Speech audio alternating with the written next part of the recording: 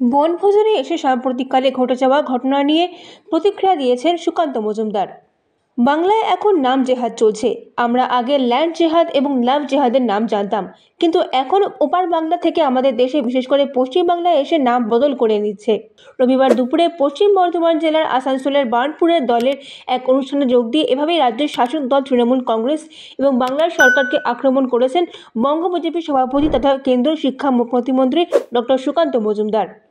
এদিন বার্নপুরের নেহেরু পার্কের পিছনে দামোদর নদী সংলগ্ন এলাকাতে বিজেপির তরফ থেকে এক বনভোজনের আয়োজন করা হয়েছিল। সেই বনভোজনে যোগ দিতে এসে কয়েক ঘন্টা ঝুটিকা সফরে তিনি বার্নপুরে আসেন। সেখানে তাকে উত্তরীয় পরিয়ে এবং হাতে হনুমানের মূর্তি দিয়ে স্বাগত জানান বিধায়ক অগ্নিমিত্রা পাল। এছাড়াও এদিন এই বনভোজনে উপস্থিত ছিলেন বিজেপির আসানসোল সাংগঠনিক জেলার সভাপতি বাপ্পা চট্টোপাধ্যায় সহ অন্যান্যরা। সাংবাদিকদের সঙ্গে কথা বলার সময় সুকান্ত মজুমদার একাধিক বিষয়ে প্রশ্নের উত্তর দেন। এদিন সকালে তিনি হুগলিতে এক অনুষ্ঠানে গিয়েছিলেন। সেখানে গিয়ে তিনি বলেন, হিন্দুদের প্রত্যেকের ঘরে অস্ত্র রাখা উচিত। কলকাতার মেয়র তথা ফিরহাদ হাকিমের এক বক্তব্যের তিনি প্রতিক্রিয়া দিয়ে বলেছেন, হিন্দু দেবদেবীদের হাতে অস্ত্র আছে, মহরমে অস্ত্র খেলা হয়, শিখদের কৃপান আছে, এসব ভেবে আমাদের অস্ত্র রাখা দরকার। আমি অস্ত্র রাখার কথা এইভাবেই বলেছি, আমি আমার বক্তব্যে অনড়। এছাড়াও তিনি আরজিকর কাণ্ডে সঞ্জয় রায় দোষী সাব্যস্ত হওয়াকে স্বাগত জানিয়েছেন। তিনি বলেছেন, যারা এই ঘটনা জড়িত রয়েছেন তাদের অন্যতর শাস্তি হওয়া উচিত। আশা করি সিবিআই পুরো ঘটনাটা তদন্ত করে দেখবে।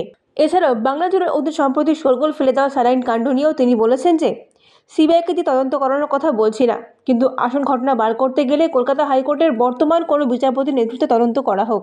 তো দিদি সাপ্লাই লাইন করে দিয়েছে, ওখানে দিদির ভাই আছে কেজরিওয়াল, আর এখানে আমাদের দিদি আছে, বাংলাদেশ থেকে ঢুকবে, দিদির দাদা আবার আছে ইউনিস ভাই।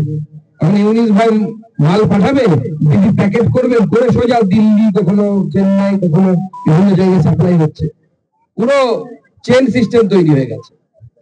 ভ্যালু চেন না কি বলে, কমার্সের ভাষায় আমি জানি না, যারা ব্যবসা করেন তারা ভালো বলতে হবে। ভ্যালু চেন তৈরি করে দিয়েছে। বাংলাদেশ থেকে প্রোডাক্ট আসবে, দিদি তাতে আধার কার্ড, ভোটার কার্ড লাগাবে, 15,000 টাকার বিনিময়ে সোজা সাপ্লাই ওখানে, এগিয়ে বাংলা মডেল। আর কিছু এই মুহূর্তে এসএসকেএম এর চরম উত্তেজনা, কিন্তু এলাকায় কোথাও দেখতে পাওয়া যাচ্ছে। দেখুন, জিতেন্দ্র দার সাথে কিছুদিন আগেই হাওড়াতে আমাদের কার্যকর্তা উমেশ রায়ের লিট্টি চোখার প্রোগ্রামে দেখা হয়েছিল। আমার পাশে বসে উনি যথারীতি লিট্টি চোখা খেয়েছিলেন, আমিও খেয়েছিলাম। আমি জানি না আপনারা প্রোগ্রামে থাকা বলতে কি বুঝতে, মানে কি বোঝাতে চাইছেন। এখনো পর্যন্ত জিতেন তিওয়ারিজির সাথে আমাদের সব যোগাযোগ আছে, প্রত্যেকেরই যোগাযোগ আছে, কারো কম আছে, কারো বেশি আছে, এবং উনি আমাদের পার্টিতেই আছেন। এবং আমার বিশ্বাস উনি আমাদের পার্টিতে থেকেই আগামী দিনে লড়াই করবেন।